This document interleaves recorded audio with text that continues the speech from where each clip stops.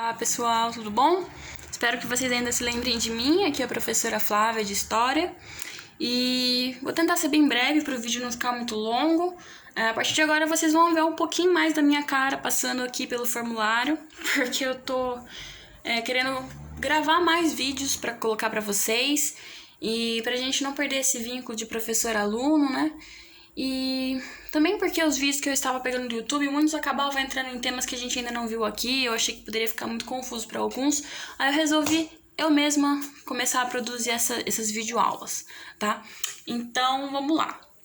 Nesse formulário, que é o último, nossa última atividade aí do segundo bimestre, pra gente encerrar a questão, né, que a gente havia levantado sobre os povos africanos, o processo de escravidão, as resistências e tudo mais, a gente vai falar agora sobre a abolição da escravatura no Brasil, né? Quando foi que, legalmente falando, eles proibiram a prática de escravidão aqui no nosso país, né? Foi um processo longo, demorado, teve muitas batalhas e lutas e movimentos e influências por trás disso, e a gente vai ver um pouco disso, né? A escravidão foi abolida no nosso país, oficialmente falando, em 13 de maio de 1888, tá? Então a gente tá falando aí do século XIX, só que já havia pressão para que isso acontecesse desde o século passado, né? Mais especificamente a partir de 1815. E a gente vai ver alguma dessas causas, né, que foram levando que foi levando o nosso país a abolir a escravidão. Eu separei aqui três principais causas para a abolição da escravatura no Brasil. As causas externas, a política interna do nosso país, daquela época, do século XIX, e o movimento abolicionista que foi surgir com força, mais especificamente, a partir de 1870. Então aí, três principais causas para a abolição. As causas externas, a política interna e o movimento abolicionista. Vamos começar pelas causas externas.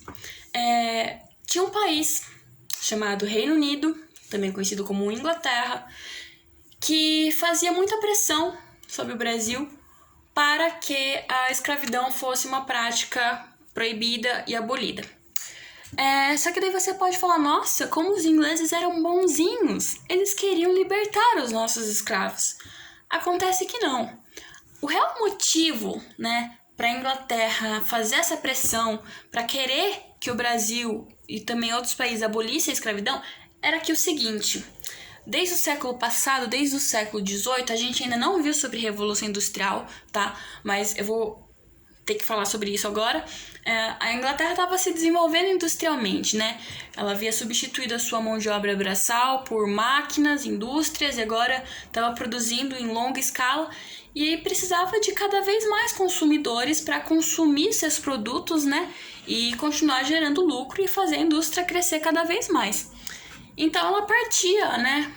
Buscando comércio, expandiu seu comércio pela Europa e até pelo mundo, né? Vindo até as Américas.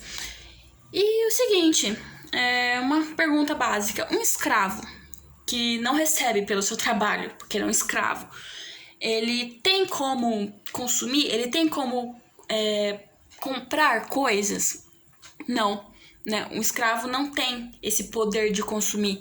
Então, os ingleses, para conquistar mais consumidores, para expandir mais o seu comércio industrial, eles precisavam do quê? Eles precisavam que as pessoas fossem assalariadas, que fossem trabalhadores que recebessem o salário para que tivessem dinheiro para consumir e para consumir os seus produtos. Então, o real motivo para a Inglaterra querer que o Brasil abolisse a escravidão era porque ele queria expandir o seu comércio e ele precisava de pessoas que tivessem salário e não de escravos, porque escravo não recebe, escravo não consome. Era essa a lógica. Então tá aí uma dessas causas externas, né? E por conta dessa pressão da Inglaterra, em 1831 foi criada uma lei conhecida como Lei de Feijó.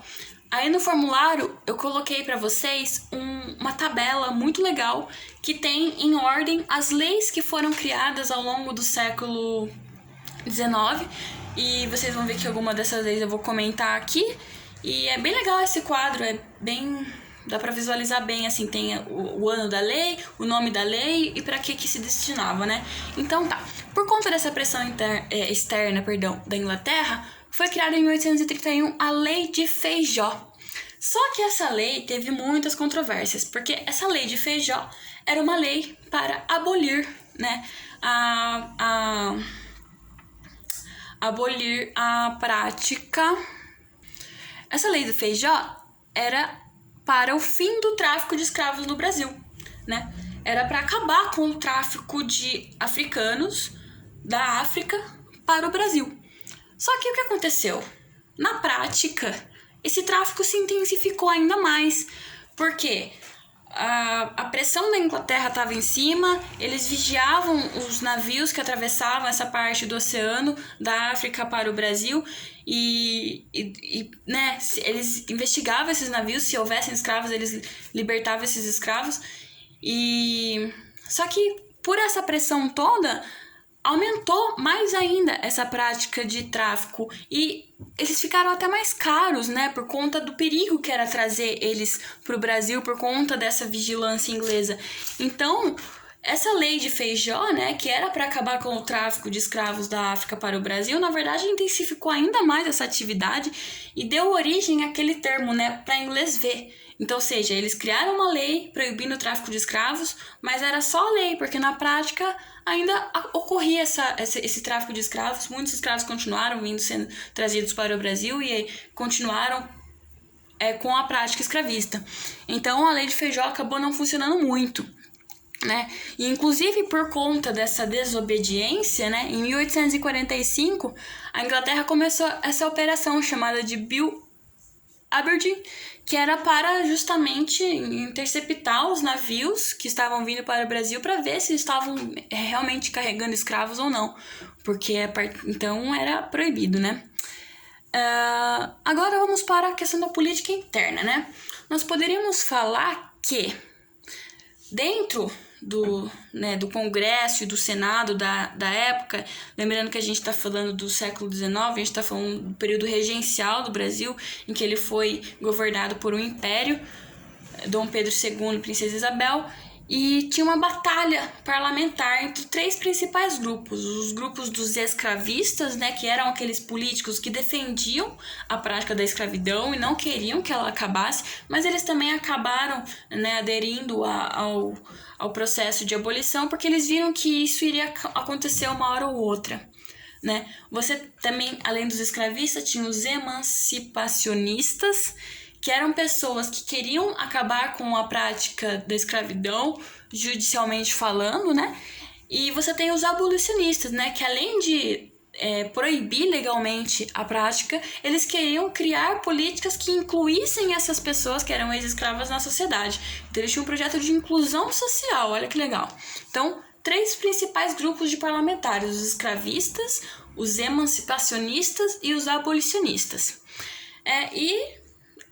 Nesse período foram criadas algumas leis também. Em 1850 tem a Lei Eusébio de Queiroz, que ganhou o nome do seu criador, né, que foi o ministro da Justiça, então, da época, Eusébio de Queiroz. Ele era do Partido Conservador. E a Lei Eusébio de Queiroz é a lei que proíbe, agora sim, de forma efetiva, na prática, o tráfico negreiro. Ou seja, a partir desse momento, com a Lei Eusébio de Queiroz, de 1850, não podia mais traficar escravos, não podia mais traficar africanos da África para o Brasil. Era uma prática proibida e agora, né, já tinham criado uma lei, a Lei de Feijó em 1831, não tinha funcionado, agora criaram outra em 1850. A partir daí, sim, começou a diminuir, né, o número de escravos que chegavam no Brasil. Então já está em um ponto para que, né, eles entendessem que uma hora ou outra ia acabar a escravidão, né, porque não chegava mais escravos no Brasil. Em 1871, também nessa briga entre os parlamentares aqui do país, foi criada uma nova lei, a Lei do Ventre Livre, né, que foi patrocinada por José Maria da Silva Paranhos, também conhecido como Visconde do Rio Branco, que na época dessa lei ele era ministro da Fazenda e também do Partido Conservador. A Lei do Ventre Livre, ela é o seguinte: a partir desse momento, né, a partir de 1871, todas as crianças que nascessem de uma escrava, elas não seriam escravas, seriam pessoas livres, lei do ventre livre. As crianças que nascessem a partir de 1871 não seriam escravas, seriam livres. Mais um motivo aí, né, para eles entenderem novamente que uma hora ia ter que acabar com a escravidão. Não chegava mais escravos de fora, porque teve proibição do tráfico, e também os novos descendentes dos africanos que nasciam em território brasileiro não podiam mais ser escravos, porque pela lei do ventre livre, essas crianças que nasciam agora eram livres. E mais uma lei que foi criada em 1885, a Lei do Sexagenário, né, que foi resultado de um projeto chamado Projeto Dantas, que foi proposto do ministro e senador liberal Souza Dantas. Todos esses políticos que eu estou falando são políticos que eram do Partido Conservador, muitos deles tinham escravos, entendeu? Mas por pressões eles foram caminhando para esse processo de abolição. E agora, por último, mas não menos importante, vamos falar um pouco do movimento abolicionista. Sem esse movimento, com certeza a abolição demoraria um pouco mais para ser proibida no nosso país, para ser realmente abolida, né?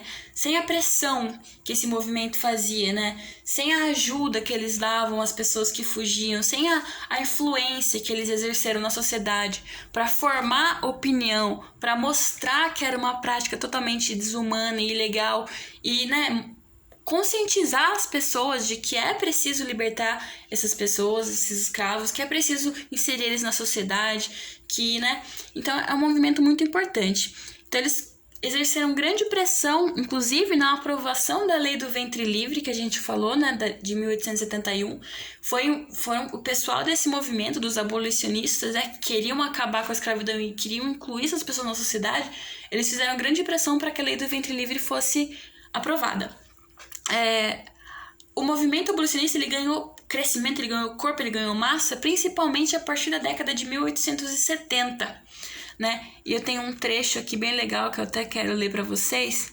Aqui, ó. O crescimento do abolicionismo é expresso no dado que aponta que, entre 1878 e 1885, surgiram 227 associações abolicionistas no país. Então, olha quantas associações, olha quantas pessoas, né, grupos se juntaram para lutar por essa causa, né? Em tão pouco tempo, em menos de 10 anos, muitos movimentos foram surgindo para defender a liberdade dessas pessoas escravizadas.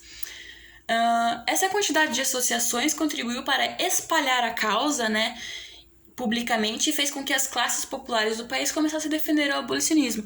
Olha a importância, então, né, de levar informação para as pessoas mais, né, pobres, mais periféricas, que não têm tanto acesso a essas informações, e conscientizando aos poucos a população cada vez mais e mais e mais, para que as pessoas também, a população também tinha que fazer uma pressão para que isso acontecesse, né? Eles foram muito importantes nesse processo de conscientização, né? Olha, isso é errado, a gente tem que acabar com isso. Vamos atrás, vamos fazer pressão, vamos lutar.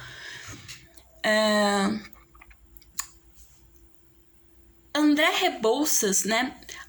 Dentre essas associações que surgiram, a mais importante é a que ficou conhecida como Confederação Abolicionista, né, que teve como autor André Rebouças, que foi um engenheiro militar negro.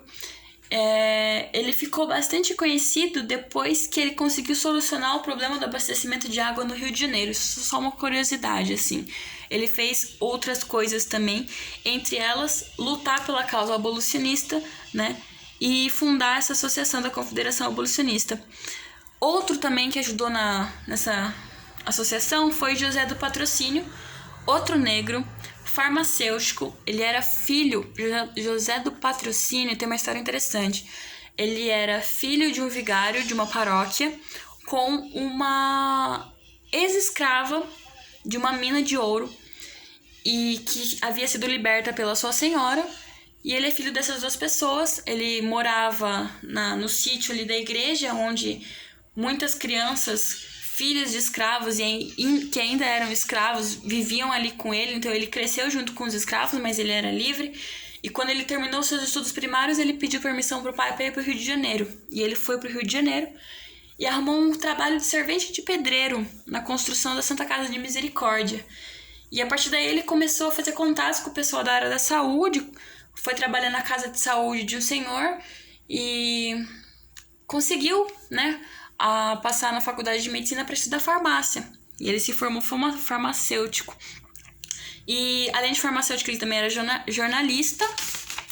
E ele trabalhou na Gazeta de Notícias, que foi um importante jornal também desse período do país. E foi nesse jornal, na Gazeta de Notícias, que ele arranjou um espaço, né, para começar a campanha para a abolição, né, uma campanha para buscar cada vez mais pessoas a lutarem pela causa da abolição. Ele também criou a Sociedade Brasileira contra a Escravidão, que era uma outra associação abolicionista, dentre aquelas 227 que foram sendo criadas nesse período, né? E, olha lá, esses grupos abolicionistas criavam rotas de fuga para os escravos, divulgavam panfletos, publicavam textos em defesa da causa em jornais, como é o caso de José do Patrocínio. Não só ele, teve outros jornalistas também que se usavam dos veículos de comunicação para divulgar, né, a causa da abolição, como também Luiz da Gama, que também era um jornalista negro, que também era um abolicionista.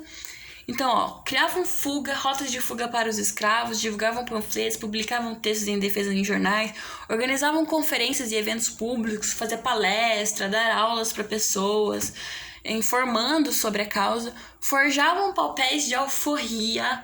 Alforria, pessoal, não sei se... acho que não foi falado ainda. Era uma carta, né, que era concedida ao escravo, e a partir do momento que ele tinha essa carta de alforria, ele era livre, né? Essa carta era dada pelo seu senhor, que declarava sua liberdade. E esses abolicionistas, eles forjavam essas cartas para os escravos poderem andar livremente por aí, né? E caso alguém questionasse, ele apresentava essa carta falsa de alforria. Grupos intelectualizados, como escritores, advogados, jornalistas, aderiram à causa. Não sei se vocês já ouviram falar de Machado de Assis, um excelentíssimo escritor que nós temos brasileiro, negro, e ele também era um abolicionista, né? Através da sua literatura, ele mostrou a sua luta por essa causa. Grupos populares, associações de trabalhadores. Então, teve grande número de setores da sociedade que compraram a causa da abolição. E, finalmente, em 13 de maio de 1888, saiu... Eu coloquei aí no formulário, inclusive, a foto do jornal anunciando, né? O jornal de um dia depois do dia da abolição, anunciando a nova lei. Só que daí eu vou colocar aqui um questionamento para vocês. Tudo bem, foi assinada a lei, a partir de agora é proibida a escravidão no Brasil, abriram as portas das senzalas, os escravos, as escravas estavam livres. Mas lembra que eu falei que os abolicionistas, além, né, de lutar pela liberdade desses escravos, eles também queriam uma inclusão social. E eu pergunto, foi feito algum tipo de projeto político, algum tipo de plano para incluir esses ex-escravos na sociedade? Não, não aconteceu. Eles foram libertados, eles foram libertos, mas ninguém queria contratar eles. Eles preferiam contratar os imigrantes europeus que vinham aqui para o Brasil, né? Porque agora que a escravidão, foi abolida, eles precisavam contratar pessoas e muitos imigrantes começaram a vir para trabalhar nas lavouras, né, nas minas, para trabalhar nas fazendas de café, no lugar da mão de obra escrava, só que agora recebendo um salário. Por que eles não contrataram os ex-escravizados, que já conheciam o trabalho, inclusive, já conheciam o território, já conheciam o lugar, já conheciam tudo o que eles tinham que fazer? Não, essas pessoas foram largadas à margem. Não foi feito nenhum processo de inclusão. Inclusive, nós vimos lá no primeiro formulário que, inclusive, durante o século XIX, que foram criadas todas essas leis que levaram à abolição, ao mesmo tempo foram criadas leis que marginalizavam essas pessoas. Então foi criada a lei que proibia, por exemplo, que os afrodescendentes frequentassem escolas, eles eram proibidos de estudar. Então isso é uma forma de incluir essas pessoas na sociedade? Não. Você liberta elas, mas você deixa elas às margens, né? E a partir daí foram se criando grupos de moradores de rua, essas pessoas foram se juntando cada vez mais nas periferias, muitas se juntaram nos quilombos, né? Onde eles já viviam ali de forma organizada e e até mesmo antes da abolição, então muitos foram procurar esses refúgios também, porque eles não encontraram um acolhimento da sociedade. Eles foram libertos, mas eles foram deixados à margem, sem direitos, sem oportunidades. E isso a gente vê ainda hoje, né? E a gente vê, por exemplo, por que a gente ainda tem racismo, porque a gente ainda tem pessoas que não querem incluir essas pessoas na sociedade. E é isso, pessoal. Eu acho que eu me alonguei demais. Eu vou ver se eu dou uns cortes aqui no vídeo pra não ficar muito longo pra vocês no formulário, tá bom? Beijão, qualquer dúvida vem falar comigo.